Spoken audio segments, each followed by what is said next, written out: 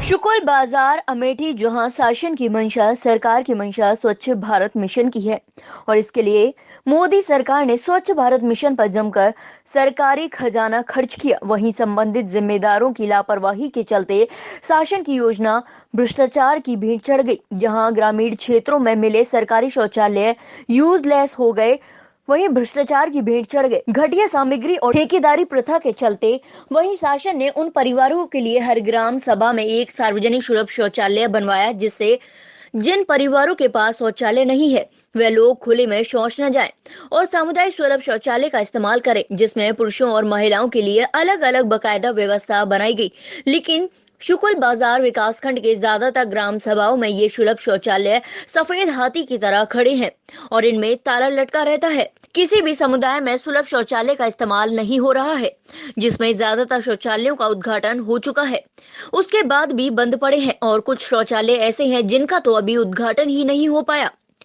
कुछ शौचालय के उद्घाटन को कई महीने गुजर गए, लेकिन शौचालयों की उपयोगिता आधार में लटकी हुई है। ऐसे में सवाल उठता है कि अगर सही से संचालन नहीं करना था तो इन्हें तैयार करने का मकसद क्या था, जबकि बिना शौचालय वाले परिवारों को भी सरकार ने सुविधा दी है।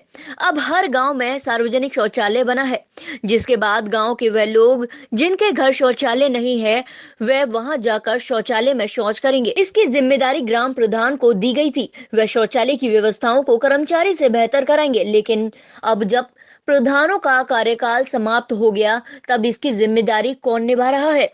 आखिर क्यों लटक रहे हैं लाखों की लागत से बने सामुदायिक शौचालयों में ताला?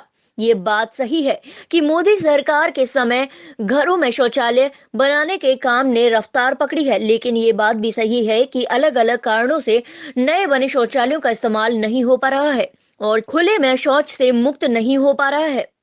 फिलहाल इस संदर्भ में खंड विकास अधिकारी शुक्ल बाजार से संपर्क करने की कोशिश की गई, लेकिन उनसे संपर्क नहीं हो पाया। D24 लाइव के लिए अमेठी से सर्वेश तिवारी की रिपोर्ट।